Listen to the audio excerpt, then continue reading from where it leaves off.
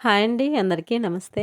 ఇంతకుముందు వీడియోలో మనం సింపుల్‌గా గుడికి తీసుకెళ్లాల్సిన సామాను ఎలా తీసుకెళ్ళొచ్చో చూసాం కదండీ!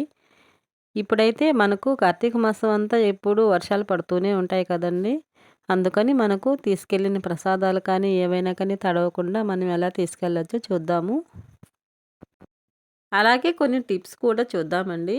ముందుగా అయితే నేను బాక్స్‌లో పెట్టుకున్నట్టు పసుపు, కుంకుమ, ముగ్గు వేయడానికి పిండి, కర్పూరము, ఒత్తులైతే తీసుకున్నాను కదండీ! ఆ ఒత్తులు కూడా మనము పిండి దీపాల్లో వెలిగించడానికి ఒత్తులు అలాగే వేసామంటే ఒక పక్కకు వాలిపోయి వెలగవు కదండీ!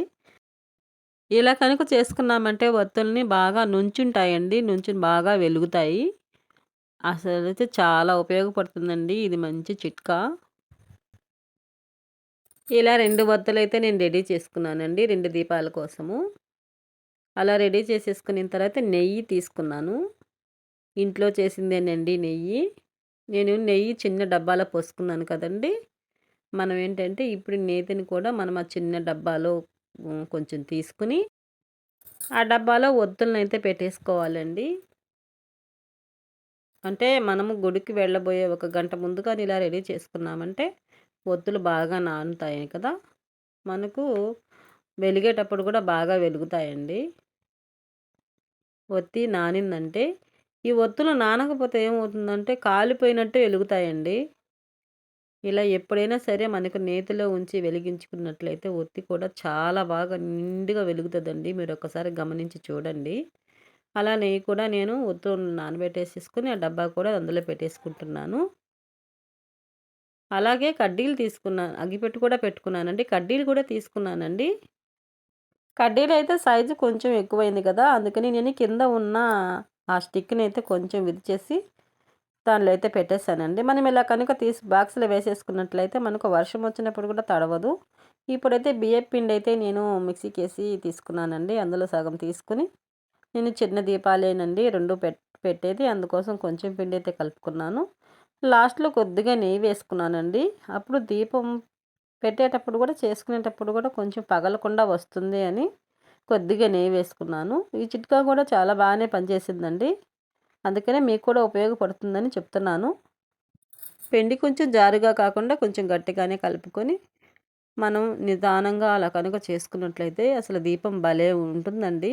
అసలు జారకుండా ఖచ్చితంగా అలానే చూడండి రౌండ్‌గా మెరుస్తూ చాలా బాగా ఉంటుంది. అలా నేను పిండిని కూడా ఒక కవర్‌లో వేసేసుకొని, ఆ బాక్స్‌లో అయితే పెట్టేసుకుంటున్నానండి. ఇక వీటి వరకైతే మనకు ఆ బాక్స్ సరిపోయింది కదా! ఇప్పుడు ఒక క్లాత్ అయితే పెడుతున్నాను అందులో చేతులు అవి తుడుచుకోవడానికండి. చూసారు కదండీ! ఇంత చిన్న బాక్స్‌లోనే మనం ఎన్నైతే సర్దుకున్నామో కదా! ఇలాగే మనము ఇలా కనుక క్యారీ చేసినట్టయితే మనకు వర్షం వచ్చినా కూడా అవి తడిచిపోతాయనే భయం అయితే ఉండదు కదండీ! అలా దాన్ని పక్కన పెట్టేసుకొని నేను ఇంకొక బాక్స్ అయితే తీసుకున్నానండి. ఐస్ క్రీమ్ బాక్స్ అది. ఇలా ఈ బాక్సులు వచ్చినప్పుడు నేనైతే వేస్ట్‌గా పడేయనండి.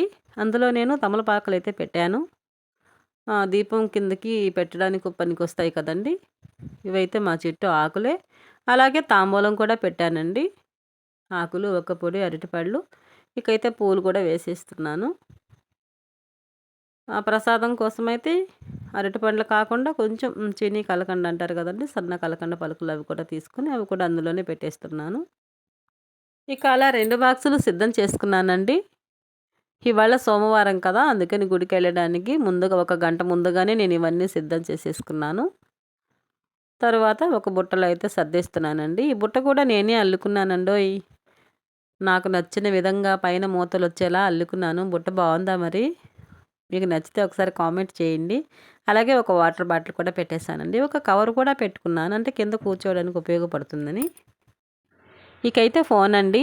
ఒకవేళ మనం బయటికెళ్తున్నామంటే ఖచ్చితంగా ఫోనయితే తీసుకెళ్తాం కదండీ! అలా అది కూడా వానకి తడవకుండా ఉండాలంటే నేనైతే ఒక కవర్ తీసుకొని అందులో ఫోనయితే పెట్టేసేసానండి.